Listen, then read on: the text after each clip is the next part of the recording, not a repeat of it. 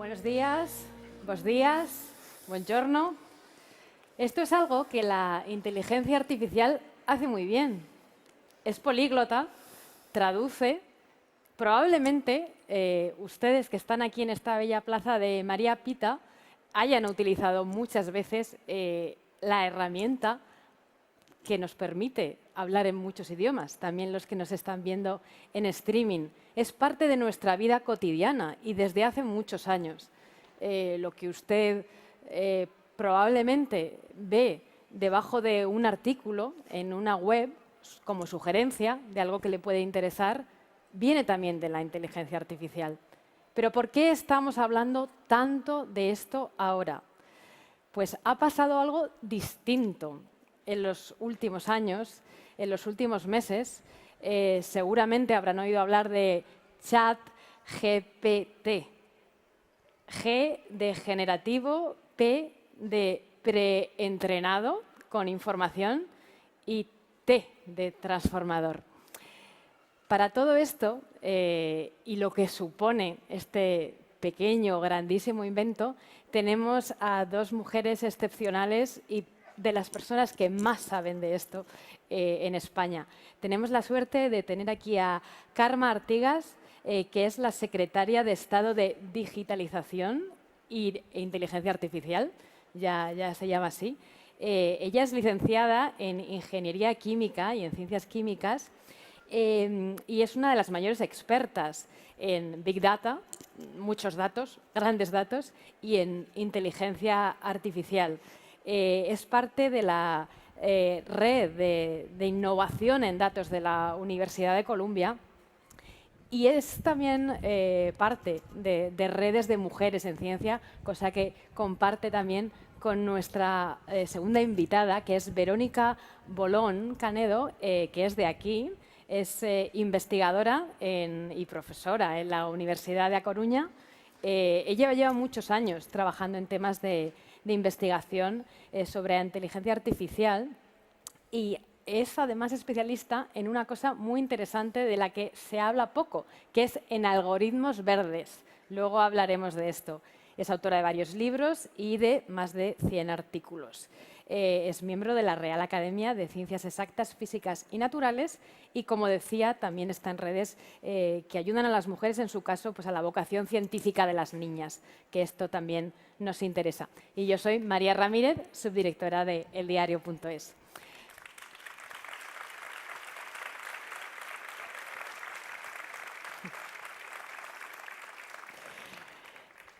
Para empezar, aunque mucha gente ya lo sabe, pero empecemos por lo más básico. ¿Por qué la inteligencia artificial generativa, como la de este chat del que hemos hablado y de otros, es un salto tan grande? ¿Qué es lo que ha cambiado también para nuestras vidas? Carme. Bueno, en primer lugar, muchísimas gracias a eldiario.es por invitarme a estar aquí en A Coruña, en este espacio fantástico. Y gracias, María, también por coordinar esta charla con Verónica. Tú lo decías muy bien, la inteligencia artificial no es un término nuevo, de hecho se habla desde hasta los 50, ¿no? Que empezó pues, a desarrollarse pues, lo que eran asistencia por computación o reconocimiento de imágenes, que tiene un salto muy importante a partir del año 2000 y después ya a partir de 2014, a la medida que ampliamos la capacidad de procesamiento de datos gracias a la nube.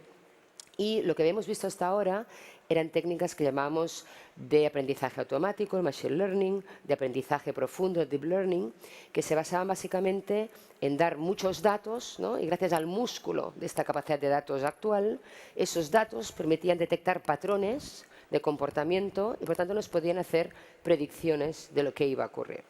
Y eso más o menos estaba ahí, la gente estaba viendo que esto impactaba a distintas industrias, pero a nivel, diríamos, de la opinión general, lo veías muy lejos. Pensabas que esto de inteligencia artificial era solo para las grandes tecnológicas, para las grandes compañías, que en mi día a día eso no me iba a afectar más allá del buscador, del navegador y del asistente de voz, ¿no? De hecho, cuando nosotros creamos la Secretaría de Estado de Digitalización e Inteligencia Artificial, la primera del mundo con este apellido, todo el mundo dice, ¿por qué estáis hablando de eso? Si eso soy tú. Sí, de este futuro, ¿no? Y de golpe hay un evento que nos deja en shock, ¿no? Que es este ChatGPT, que es de golpe podemos interactuar con todo el conocimiento acumulado por la humanidad a través de Internet de una manera natural. hablándole exactamente igual que a una persona. Y ahí descubrimos que esto de la tecnología va más allá que automatizar procesos de negocio o procesos industriales, que a diferencia de otras revoluciones industriales no nos cuestionaba quién éramos nosotros como seres humanos en el mundo, y por primera vez nos damos cuenta que la inteligencia artificial es buena en algo en lo que pensamos que solo éramos buenos nosotros, que es no solamente en pensar, en tomar decisiones, sino incluso en crear. Y el cambio real que hay desde lo que es el aprendizaje automático tradicional, la inteligencia que habíamos visto hasta ahora, y la generativa, es que es capaz de generar nuevos contenidos. Y ahí empieza a cuestionar el rol del ser humano y cuál va a ser aquella inteligencia única que el ser humano va a preservar y que no va a ser nunca sustituido por una máquina. Verónica, ¿cómo ha sido para ti ese salto, también llevando mucho tiempo investigando antes del salto? Sí, bueno, en primer lugar, muchísimas gracias también por invitarme a estar aquí en mi casa, además, por lo que me hace especial ilusión. Y a mí, la verdad, o sea, no voy a mentir, me pilló por sorpresa. O sea, yo llevaba años investigando en inteligencia artificial. Es cierto que el procesado de lenguaje natural no es mi campo, pero bueno, yo había usado el traductor de Google y yo no sé si lo habíais usado hace como 10 años, pero eso era horrible. O sea, yo dejé de usarlo porque en vez de ayudarme, me empeoraba, que había que rehacer todo, ¿no? Es cierto, como dice Karma, que la inteligencia artificial ya nos ayudaba en ciertas tareas, pero había otras que todavía no había llegado, ¿no? Mucho en la traducción no lo hacía bien, ¿no? ¿Por qué? Porque además traducir es algo que es complejo, porque las distintas lenguas, además de distintas palabras, tienen distintos órdenes. Entonces, es un proceso, pues eso, muy complejo que no se estaba resolviendo, ¿no? Y yo ya había escuchado en verano del año pasado que ya se estaba hablando de un chatbot de Google que se llamaba Lambda. Y claro, no lo habíamos probado porque no estaba libre, a diferencia de ChatGPT, pero había salido un ingeniero diciendo es que parece que esto tiene conciencia. Bueno, yo ahí ya empecé a pensar, a lo mejor empieza esto a avanzar bastante, ¿no? Pero bueno, tampoco le di demasiada importancia. Y ya cuando sale ChatGPT en diciembre del año pasado, pero yo tardé incluso unas semanas en... Lo veía en Twitter y tal, pero digo, bueno, sé qué será esto, hasta que un día digo, voy a probarlo. Y recuerdo que lo que yo creí que me iba a llevar 10 minutos, pues me pasé horas hasta que digo, voy a parar porque me pasó el día con esto, ¿no? Yo no sé si el público lo ha probado, pero eso es impresionante, aunque tiene errores, cuando hablas con ChatGPT y es como hablar con una persona y te soluciona muchísimas cosas. Pasa el test de Turing, que para los que no lo sepáis es un test ya de mediados del siglo pasado que creó Alan Turing, que era para discernir si un programa informático podría considerarse inteligente o no, que es si podría engañar a una persona haciéndole pensar que era otra persona. O sea, ChatGPT te engaña claramente y bueno, yo lo viví así, ¿no? Como una sorpresa, aunque yo trabajaba en inteligencia artificial y lo veo un poco, hablando del título de esta mesa, lo veo más como oportunidad que como amenaza, aunque supongo que vamos a hablar más de ello. Sí, vamos a hablar un poco de las oportunidades, porque también porque algunos desarrolladores, no es culpa de todo de los periodistas, han puesto mensajes un poco alarmistas sobre qué significa ahora, por lo menos, esta herramienta. Pero empecemos hablando la parte buena. ¿Cuáles son, Verónica, las oportunidades que ves más factibles, más accesibles y que tengan un impacto en las personas? Yo creo que en general la inteligencia artificial es una herramienta buena, ¿no? Que nos va a ayudar, pues como decía Karma, en procesos que ya teníamos antes de aprendizaje automático, que básicamente es tengo un montón de datos, yo como persona no puedo analizar millones de datos para sacar de ahí información interesante, pero las máquinas pueden, entonces vamos a aprovecharlo en campos como la medicina, marketing, etcétera, ¿no? Pero hoy en día, más con ese tipo de herramientas que tenemos como ChatGPT, pues yo le veo un gran potencial como asistente, ¿no? Como asistente en las tareas que tú hagas en particular, ¿no? Pues yo si como profesora pues necesito que me ayude a pensar unas preguntas, que a ver, que las superviso, de verdad, que esto supongo que hablaremos, pero hace falta mucha supervisión, ¿no? Pero me puede ayudar, un punto de partida, ¿no? A pulir texto. Y eso lo puedes un poco aplicar a cualquier profesión. Imagínate que eres nutricionista y tienes que pensar dietas, pues te dará un punto de partida que tú después tengas que perfeccionar. ahora los grandes modelos de lenguaje están evolucionando hacia ser multimodales, que quiere decir que no solo tendremos texto, sino que lo podremos combinar con otras entradas como puede ser una imagen. Pues tú imagínate estar en tu casa, vas a la nevera, sacas una foto de los alimentos que tienes y le dices, hey, ChatGPT, dime recetas para estos ingredientes. Pues yo creo que te puede facilitar la vida cotidiana incluso. Yo debo reconocer que a veces le he preguntado a ChatGPT qué colores combinan bien para vestirme por la mañana y no va mal. Pero Carme, ¿qué oportunidades en la vida cotidiana, pero más allá? ¿Cómo puede cambiar realmente para bien o solucionar algunos de los problemas graves que tenemos y que a veces pues, no son fáciles de arreglar, ¿no? O Yo sea, creo que va a afectar absolutamente a todos los sectores y sobre todo vamos a ver en los próximos 5 años, tampoco creo que tardemos más, un altísimo nivel de automatización de la mayor parte de procesos de negocio en todos los sectores, ¿no? De lanzar una campaña de marketing a partir de los datos de audiencia del diario, segmentarlo y que automáticamente se cree una distribución de anuncios para ese segmento, no lo vamos a hacer sin intervención humana. Y esa es para mí la gran barrera que marca lo que es las herramientas de modelos de lenguaje natural, de la inteligencia artificial que habíamos visto hasta ahora. Hasta ahora eran herramientas que apoyaban la decisión humana, y seguiremos teniendo asistentes. Por ejemplo, uno de los usos que estoy convencida va a ser en la educación, a pesar que vemos un reto, un riesgo, podemos hablarlo, la posibilidad de que cada niño tenga al lado un profesor particular 24 horas, que es ese chat, que lo sabe todo y que va viendo cómo tú estás aprendiendo y te va proponiendo si para aprender necesitas un vídeo, un tutorial, un texto, un juego y que le puedes hacer cualquier pregunta para ayudarte, lee esto para aprenderlo. Eso ya está empezando a ensayarse, por ejemplo, en la Universidad de Stanford, cómo está ayudando estos modelos al aprendizaje. Pero puedes llegar a tener un profesor particular. Imagínate qué ventaja, ¿no? para los alumnos. Pero sí que es verdad que va a cambiar muchísimas profesiones y muchísimos sectores, porque muchas de esas tareas, incluso en una redacción, por ejemplo, lo vas a hacer, porque el 90% de las tareas se pueden automatizar. Y ahí es donde tenemos que decir dónde está ese valor diferencial del ser humano, ¿no? Si todo lo automatizable se puede automatizar, si una decisión que un ser humano toma menos de 2 minutos va a tomar un algoritmo, ¿cuál es mi rol como ser humano? Pues yo siempre hago la comparación de que siempre nos hemos definido como seres humanos como seres racionales. Yo creo que en este momento lo que nos hará más humanos va a ser lo irracional. No la decisión que tomemos con la razón, porque eso lo hará un algoritmo, sino las que tomemos con la pasión, con nuestros valores, esas cosas que tienen dilemas éticos, esa información que no me puedo tragar porque no sé si es buena, tengo que aplicar pensamiento crítico. Yo creo que ahí es donde está el campo real, donde tenemos que formar a nuestros hijos en competencias distintas, porque de la misma manera que yo cuando era ingeniero nadie esperaba que el examen de fin de carrera lo hiciera a lápiz y a mano un abaco chino, sino que tiene a mi lado mi calculadora científica. No puedes esperar que hoy en día un chaval no tenga acceso a ChatGPT y no estudie con ChatGPT al lado.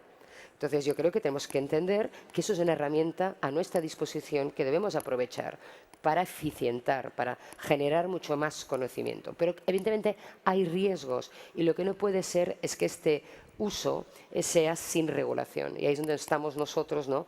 Que en esta visión del Gobierno de España de humanismo tecnológico, que la tecnología está muy bien, pero siempre y cuando sea al servicio del ser humano y no nosotros al servicio de las máquinas, ¿no?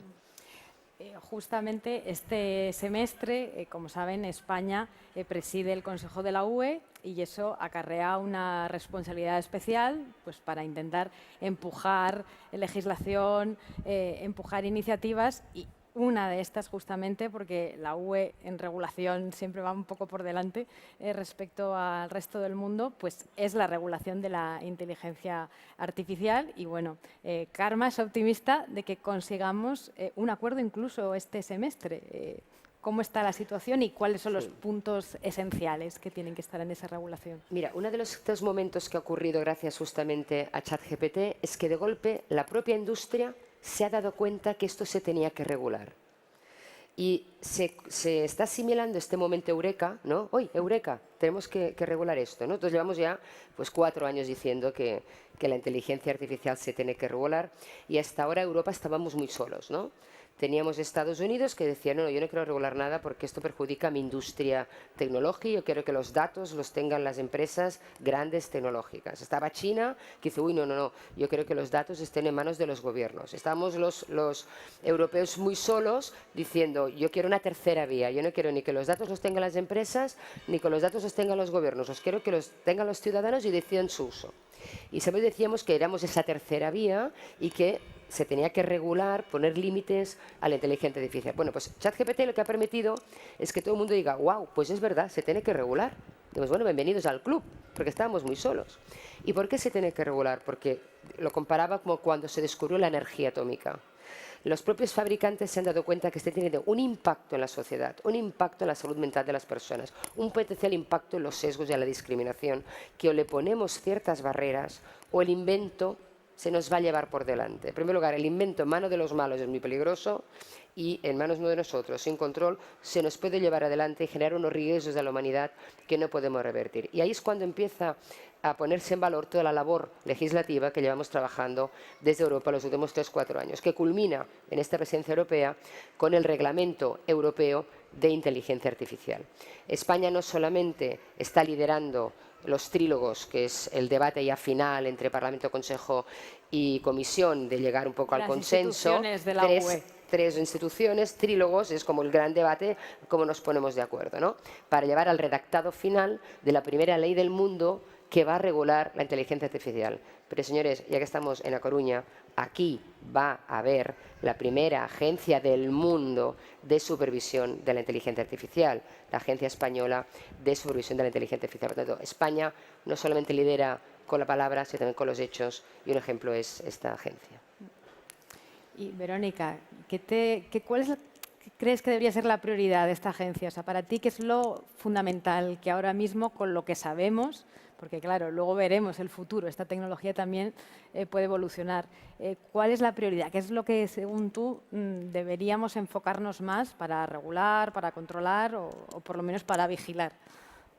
Yo soy firme defensora de que hace falta una regulación y ya desde hace tiempo, porque es que lo piensas y dices, a ver, yo no puedo tener un electrodoméstico en mi casa que no haya pasado unos controles de seguridad, y por qué puede estar la sociedad utilizando ChatGPT sin ningún tipo de filtro ni control, porque yo es que he escuchado casos, antes ponía el ejemplo de nutricionista, pero es que yo he visto vídeos en TikTok de gente que le pide una dieta a ChatGPT para adelgazar, y obviamente ChatGPT puede ser un asistente para un nutricionista que lo va a supervisar, pero no para una persona sin conocimientos, y no podemos estar poniendo nuestra salud en peligro, ni nuestra salud mental, ni nada, ¿no? Y después un tema de estos que a mí particularmente me importan mucho son los sesgos, ¿no? Porque sesgos lleva habiendo en la inteligencia artificial años o décadas. ¿Por qué? Porque los sesgos están en los datos los generamos las personas y las personas tenemos sesgos. Pero debemos entender que el problema es, vale, yo soy una persona, puedo tener mis sesgos y afecto a las personas con las que interactúo, que tampoco son tantas. Pero si estos sesgos van a un programa de inteligencia artificial, pues imagínate que un gobierno decide tener un programa para decidir a quién se le da una ayuda social, qué pacientes se priorizan, si un preso va a reincidir o no. O sea, estos sesgos no solo se perpetúan, sino que se magnifican. Y esto es un problema muy gordo. Y a ver, a veces también pues discutiendo en plan, vale, no es culpa nuestra de los desarrolladores de inteligencia artificial, pero que no sea nuestra culpa no nos exime de la responsabilidad de intentar solucionarlo, ¿no? Entonces, para mí ese es un tema fundamental, porque no podemos permitir que la inteligencia artificial ayude a perpetuar sesgos que llevan años, décadas existiendo. Y después, en general, una regulación, ¿no? Como decía Karma, a ver, la inteligencia artificial es una herramienta que se puede utilizar para bien o para mal. No vamos a poder evitar que alguien quiera utilizarla para mal, pero necesita haber unas represalias, necesita haber unos límites y deben estar claros. Y Karma, ¿cómo hacemos eso cuando a lo mejor es solo la UE la que va a tener una regulación tan estricta? Estados Unidos, estábamos comentando, que es más un poco código de conducta, y China a saber, ¿no? Pero precisamente es eso, ¿no? Estamos en un mercado global, las empresas tienen que competir con un mercado global y siempre lo que se le ha criticado a Europa es que somos un superorganismo, que nuestro gran superpoder es la regulación, ¿no? De esto sabemos mucho y que a veces esta regulación mata la innovación. Y ese era uno de los grandes retos, ¿no? ¿Cómo puedo yo regular lo malo sin matar la innovación? Yo creo que lo que hemos conseguido es un gran equilibrio porque no pretendemos regular la inteligencia artificial per se, sino solo los usos de riesgo de esa inteligencia artificial. Pero ¿qué ocurre? Como tú decías, hemos creado una conciencia que se tiene que regular, pero cada uno lo interpreta a su manera, ¿no? El gobierno pues, de Estados Unidos ha invitado a la industria que cree su propio código de conducta, que se autocensure en cierta manera, ¿no? En una regulación que llaman ellos basados en principios, ¿no? Que es más o menos voluntaria, recomendable, que ya está muy bien porque es un gran paso, pero nosotros pensamos que no es suficiente. En China, que pensamos que no regulan nada, también están creando mecanismos de gobernanza porque uno de los fenómenos de la inteligencia artificial generativa es lo que llamamos las deepfakes, ¿no? Que es que ya prácticamente no me voy a poder creer si lo que veo es verdad, si lo que escucho es verdad o si lo que leo es verdad. ¿Por qué? Porque puede haber un vídeo con la cantidad de imágenes que salen mías diciendo absolutamente algo distinto que no he dicho nunca, ¿no? Y que me hagan creer que esas declaraciones han sido verdad. Y ha habido muchos casos de esto, incluso durante la campaña electoral o con la guerra de Ucrania y Zelensky, ¿no? Por tanto, uno de los hitos que queremos generar en la regulación europea es que todo aquel material que está generado por una inteligencia artificial generativa lleve una marca de agua. Que nosotros sepamos que eso o lo ha creado un ser humano o lo ha creado una máquina. Porque si no, el riesgo futuro ya no es que el ser humano desaparezca, es que el riesgo importante es el del presente, porque ya existe la desinformación, ya existe el plagio y ya existe la confusión. Y el gran riesgo que tenemos a corto plazo es que nos volvamos todos locos. El gran riesgo es la salud mental del ser humano. Si no me puedo creer lo que veo, no me puedo creer lo que leo, no me puedo creer lo que escucho, ¿cuál es mi nivel de incertidumbre y de angustia social, ¿no? Y es tan importante el periodismo serio que estamos abordando aquí. Bueno, pues bueno, nosotros, y justamente por eso, el gobierno chino, que precisamente utiliza la monitorización a tiempo real por imágenes, está muy preocupado por las deepfakes y está ya regulando las deepfakes, ¿no? Nosotros, por ejemplo, en Europa lo que estamos definiendo es algo muy importante. ¿Cuáles son los usos prohibidos de la inteligencia artificial, que no nos sirve en ningún caso? Y uno de ellos es lo que llamamos el scoring social, que las personas tengan una puntuación, y eso existe en China. Y otro uso prohibido, que es el punto ahora de equilibrio que estamos negociando, es si prohibimos en ningún caso el reconocimiento facial a tiempo real en espacio público. Algo que, por ejemplo, ha ocurrido en Estados Unidos con las demostraciones de Black Lives Matter, donde el gobierno tiene todas las imágenes de todas las personas que fueron a la manifestación y sabes lo que llevan en su pancarta. Por lo tanto, cuando Europa regula, no lo hace por principio técnico, lo hace por derechos. Y nosotros, antes de hablar de regulación, creamos la Carta de Derechos Digitales. ¿Y por qué pensamos que la regulación se tiene que basar en derechos? En cuáles son los derechos que queremos preservar. Y luego uno lo hará por regulación de una manera o por otra. Pero lo que es importante es qué derechos queremos preservar. Y nosotros queremos preservar el derecho a no ser discriminado por un algoritmo, el derecho a una segunda opinión humana, el derecho a que no se manipule mi voluntad a través de una desinformación o de manipulación tecnológica. Y es a partir de donde arranca esta regulación, que si la basamos en derechos genera algo muy importante, que es tener que rendir cuentas desde el punto de vista de los gobiernos, ¿no?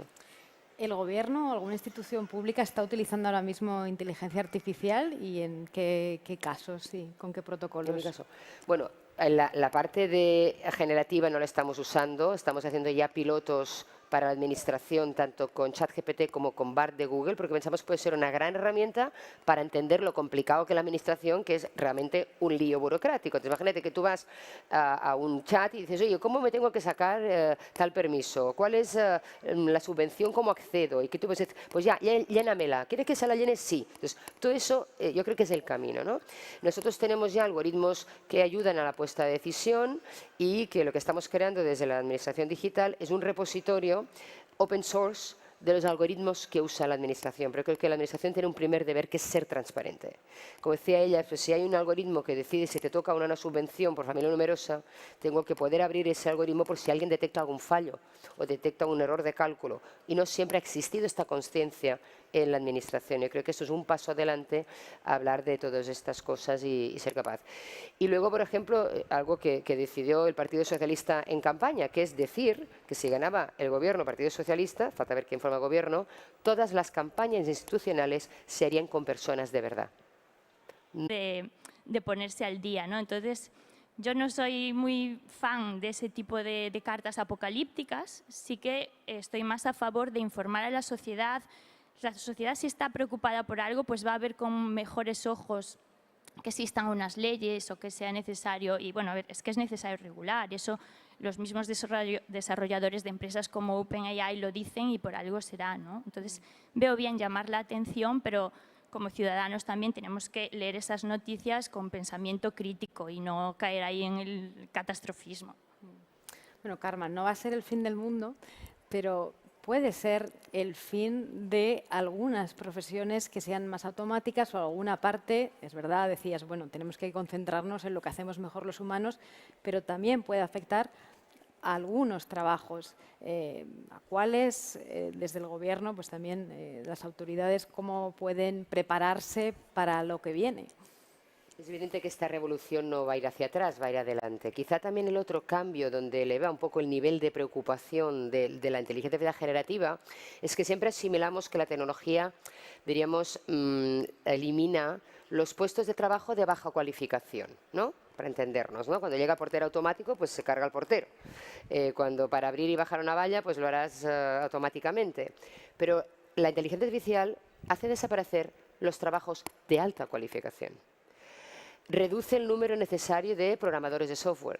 Si tenías 500 desarrolladores de software y había un problema porque necesitaba la industria más desarrolladores de software de los que el propio sistema educativo formativo puede crear, pues ahora no va a existir tanto este problema porque va a solucionar. Reduce o elimina ciertas tareas de un investigador. En la industria farmacéutica se está utilizando la inteligencia artificial generativa para desarrollar medicamentos y moléculas con unas estrategias totalmente distintas a las que utilizaban los científicos tradicionalmente. Por tanto, ahí es donde dices, cuidado, está cambiando la naturaleza prácticamente de todos los negocios. Y uno me decía, es como tener un becario muy espabilado.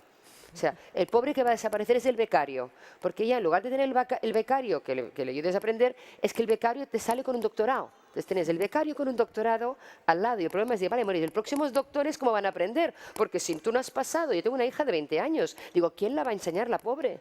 O sea, ya no va a ser aprendiz, porque ¿cómo va a aprender de la cultura de otra? Bueno, pues tendrá que aprender del ChatGPT, porque no de otra persona en su organización. Pero no hace falta que nos angustiemos en lo que va a ocurrir, porque de la misma manera que estamos viendo eso, estoy un estudio con A-Digitales que hizo Boston Consulting Group, de que hay 36 nuevas categorías de puestos de trabajo que van a surgir. ¿Cuál es la conclusión de todo eso? Mira, la conclusión es que somos una generación de transición. A caballo en un mundo que proviene de la revolución industrial que ya no funciona. O sea, este modelo industrial, organizativo, económico, social, está obsoleto. Era un modelo basado en el consumo excesivo de recursos, en una economía, diríamos, muy jerárquica, no colaborativa. Eso está acabado. Y estamos ante un nuevo mundo basado en el conocimiento, en los datos, o en lo inmaterial, en lo digital, que está por diseñar. Y nosotros estamos aquí, entre un modelo que no funciona y uno que está por definir. Y por eso nos sentimos tan angustiados. Pero esta es nuestra labor y nuestra misión, que es que las transiciones no pasan de la noche a la mañana. No nos vamos a dormir un día y nos levantaremos con el mundo cambiado. Estamos siendo testigos del mundo. Y el mundo no va a ocurrir sin nosotros. Va a haber el mundo que queramos que ocurra. Porque al fin y al cabo la tecnología la desarrollamos los humanos. Y si decidimos desenchufar, desenchufamos nosotros. Por tanto, la responsabilidad que tiene esta generación desde el punto de vista de la siguiente son dos. Para mí, resolver para siempre el problema del cambio climático. Y solo lo vamos a poder hacer con tecnología, porque hay un impacto medioambiental que no podemos revertir y necesitaremos pues, herramientas de captura de CO2, utilizar la inteligencia artificial para minimizar el consumo energético y de materias primas, pero debemos de resolver sobre todo un gran conflicto de cara a las siguientes generaciones, que es todos los dilemas éticos vinculados al desarrollo tecnológico. Si nosotros no lo sabemos desarrollar, no sabemos limitar y no somos capaces de poner coto a la tecnología que tantas ventajas puede tener, nuestros hijos no van a ser capaces de revertir hacia atrás el daño irreparable que habíamos hecho a la sociedad. Y estamos pensando en inteligencia artificial, yo pienso también en las neurotecnologías, ¿no? Que es todo el campo que España también está liderando con Operators Spain Neurotech para crear en España el primer centro del mundo especializado en neurotecnologías éticas. Las neurotecnologías van a permitir eliminar el Alzheimer, reducir demencia senil, permitir que una persona con parálisis cerebral o con ELA pueda andar, pueda caminar, se pueda comunicar. Pero ríete de las fake news el día que yo escuche una canción, una música y me inyecten un pulso eléctrico que me hace comprar esto en Amazon o votar este partido, porque también sería técnicamente posible. Por lo tanto, el gran reto es estar atentos a esas transiciones y, sobre todo, aprovechar esa transición para reducir las brechas. Si nosotros no somos capaces, lo estamos haciendo desde el Gobierno, de mantener esta visión humanista de la tecnología, que es que la tecnología solo tiene sentido si revierte en progreso social y en bienestar social. Si no, ¿para qué inventamos algo que nos puede perjudicar o nos puede matar? Es un absurdo total. Entonces, yo creo que tenemos una gran oportunidad de monitorizar esa transición. Y cuando nosotros decimos que desde Europa, por mucho que nos miren mal, estamos estableciendo una regulación, yo siempre digo que esta regulación no es un estándar legal, no es un estándar ético, es un estándar moral para el resto del mundo. Le estamos diciendo al mundo lo que queremos que sea aceptable o no aceptable que hagan con nuestros datos o que hagan con nuestra inteligencia artificial. Es decir, es como si yo te digo, por mucho que en tu país puedas contaminar, ¿vale?, ya no es aceptable que tú contamines. Igual puedes contaminar en tu país, pero no voy a comprar tus productos, no quiero trabajar para ti y tu empresa caerá en bolsa. Yo creo que si somos conscientes de que Europa está diciendo cuál es el estándar ético, de lo que va a ser aceptable o no como ciudadano, que las grandes empresas o los gobiernos hagan con la inteligencia artificial, estamos estableciendo un parámetro moral que luego cada país resolverá o no por regulación o por reputación, pero estaremos creando ese estándar para el resto del mundo. Yo creo que esa es la gran aportación que en este momento está haciendo Europa. ¿Y cómo se hace eso y a la vez incentivar que haya inteligencia artificial, empresas potentes europeas? Bueno, y que no sean todas de Estados Unidos y China. Muchísimo, y como estamos haciendo, pues con todos los planes de recuperación, con todos los que son los programas Horizonte 2020, animando al emprendimiento, a los emprendedores. Yo creo que la gente, las oportunidades están ahí, sobre todo creando, por ejemplo, también en España, centros de excelencia científica y académica, y que esta excelencia científica y académica también transfiera no solo a las grandes empresas, sino también a las pequeñas, ¿no? Verónica y Karma mencionaba la crisis climática, y de lo que tal vez no seamos muy conscientes es que ChatGPT, es que la inteligencia artificial contamina, igual que contamina mandar un email. Sí, así es. De hecho, a ver, cuando se empieza a hablar de estas cuestiones éticas, ¿no?, relacionadas con la inteligencia artificial, siempre estábamos más en esa relación de la inteligencia artificial con la persona, en plan, es explicable, es transparente, respeta mis derechos, es discriminatoria, pero existe como una dimensión superior que es la relación de la inteligencia artificial con el medio ambiente. Y en esta relación pues sería donde nace un poco el término de algoritmos verdes, que tiene una doble vertiente, y es que la inteligencia artificial puede ser un agente solucionador de los problemas derivados del cambio climático, pues como decía Karma antes, porque nos puede ayudar con temas de eficiencia energética, yo que sé, a poder simular cómo responderá la sociedad ante ciertas políticas energéticas. Bueno, tiene muchísimo potencial, pero la inteligencia artificial, por otra parte, es parte del problema, ¿no? Entonces, porque es contaminante, como dices. Esto es algo que normalmente no pensamos, porque es como cuando tenemos los datos en la nube. Están en la nube, están ahí etéreos. No, no están etéreos, están en algún sitio almacenados, en sitios que consumen muchísima energía. Y esta energía, además, requiere una refrigeración muy grande que tiene también pues, un impacto medioambiental, ¿no? Entonces, si empezamos a ser conscientes de eso, pues por ejemplo, ChatGPT, no sabemos exactamente lo que consume, no, por mucho OpenAI no lo quieren decir, pero sí que se estima, pues, por ejemplo, que una sesión de entrenamiento, que es cuando aprende GPT-3, que es el modelo en el que estaba basada la primera versión de ChatGPT, pues tiene un consumo más o menos como un hogar español durante 23 años. Cuando empezamos a dar datos, podemos empezar a ser conscientes de esa magnitud. O sea, un programa de inteligencia artificial no tiene su consumo en este momento que yo estoy haciendo una búsqueda, sino un consumo de todo ese tiempo en el que ha estado aprendiendo, ¿no? Y bueno, pues en los últimos años ya empieza a haber también conciencia de este problema. De hecho, en España tenemos un Plan Nacional de Algoritmos Verdes, de los primeros países en crearlo. Y tenemos eso, pues ¿qué es un algoritmo verde? Pues es o bien un algoritmo de inteligencia artificial que se usa para resolver un problema derivado del cambio climático, o hacer que los propios algoritmos de inteligencia artificial que utilicemos para cualquier cosa sean más eficientes, consuman menos energía. Porque es verdad que a veces este proceso, por ejemplo, de entrenamiento, que es cuando aprende, se alarga para mejorar, yo qué sé, 0,001. Y yo lo digo muchas veces, también tenemos que poner el foco en lo que es importante, porque si es un programa de inteligencia artificial que vamos a utilizar para detectar una enfermedad y que puede salvar vidas, pues vamos a poner ahí todo lo que tengamos. Pero si es para que el algoritmo de Netflix me recomiende un poquito mejor o un poquito peor una serie, pues ¿vale la pena tanto consumo energético con los problemas que tenemos? Bueno, yo creo que no.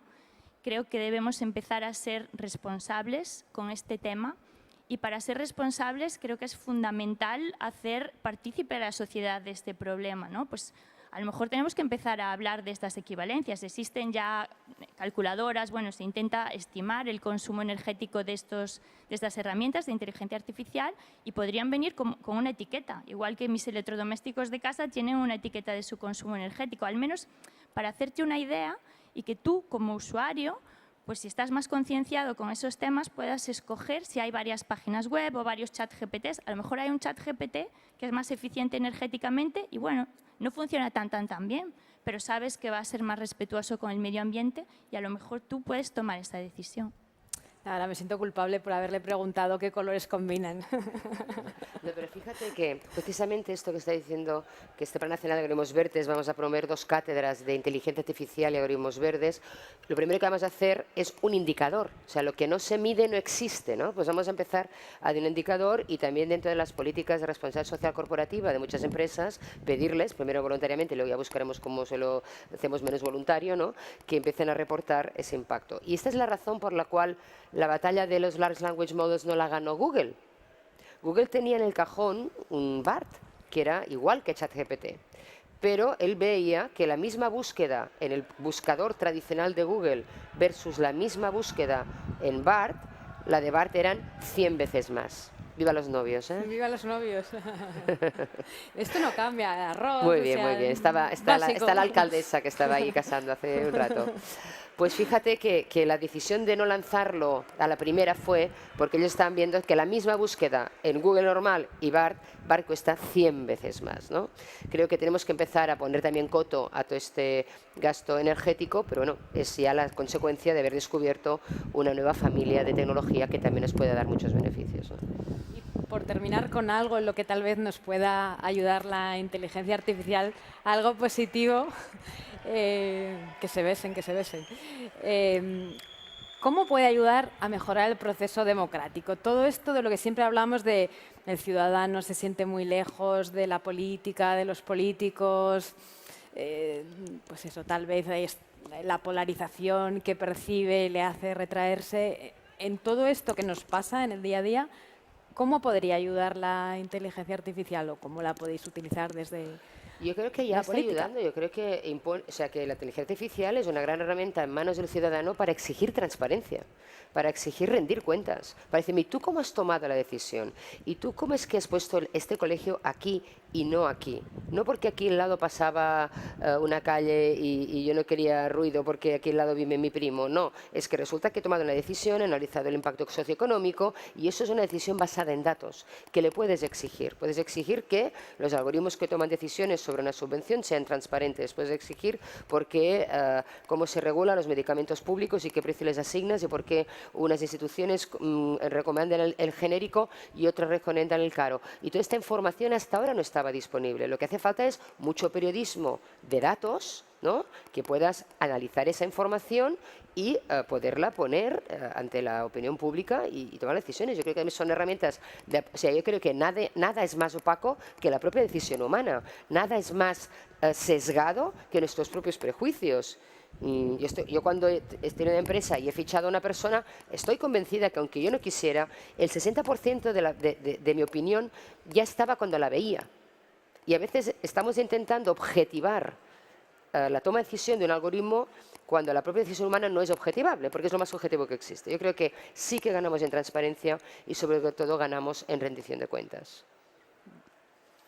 Bueno, y quería pediros un último consejo para periodistas, que al final somos un poco los intermediarios con los ciudadanos.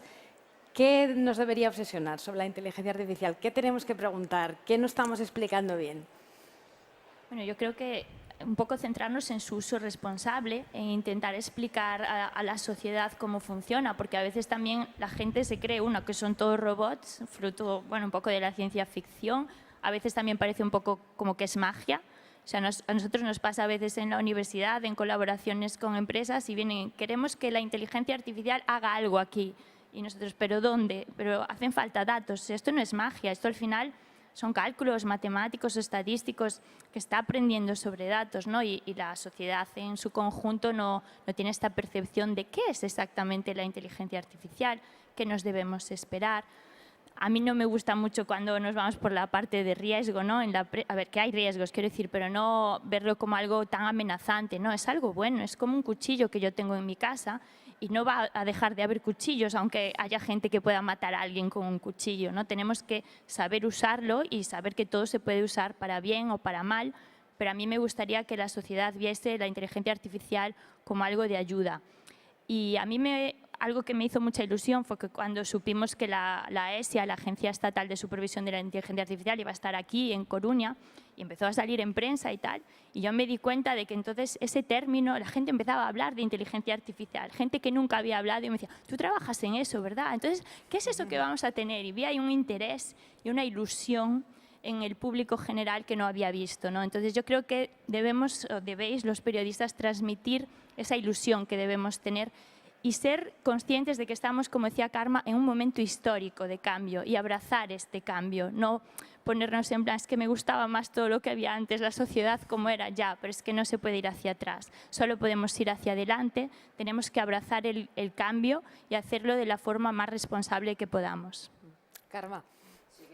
La labor del periodismo en dos sentidos, ¿no? La propia autoexigencia en la profesión, de la verificación de noticias, de eliminar la desinformación, de ser muy críticos también con la información que dais, porque tiene mucho impacto, y una labor pedagógica imprescindible, ¿no? De poner en valor lo positivo de tecnología normal, y nos cuesta mucho, porque claro, desde mi Secretaría de Estado, cuesta mucho que nuestros temas lleguen a la opinión pública, ¿no? Primero porque piensan que son temas de 4 especialistas, y cuando llegan con alarmismo. O sea, siempre es alarmismo. Cuando hablas de tecnologías, me han robado mis datos. Cuando hablas de tecnología, es uy, uy, uy, que viene el coco, que nos va a quitar los puestos de trabajo. Y no, o sea, que hablar de cómo está eficientando el gasto público, cómo estamos aumentando mejor pues, los diagnósticos clínicos, los tratamientos personalizados, utilizar también la tecnología de la profesión para hacer noticias más personalizadas y poder llegar a veces a ese público nunca recibe esas noticias locales y que hoy la tecnología permite que puedas llegar con un periodismo de calidad al mínimo coste. Yo creo que esa labor pedagógica es imprescindible, de divulgación, pero también exigir que en un mundo de fake news, en un mundo donde una persona que hace un digital estamos poniendo el mismo nivel de opinión que un periódico serio o que un opinador tiene el mismo peso que un científico, y esto ha ocurrido mucho durante la pandemia, que al lado tenéis un señor que opinaba y un científico y le daba el mismo peso. Pero pongamos un poco de criterio y justamente más que nunca periodismo debe ser ese cuarto poder que exija esa transparencia, pero también ponga un poco de criterio de lo que es veraz, de lo que es creíble, de lo que no lo es. Bueno, intentaremos hacerlo mejor, siempre. Muchas gracias, Karma Artigas, muchas gracias, A vosotros. Verónica, y muchas gracias a todos. Gracias.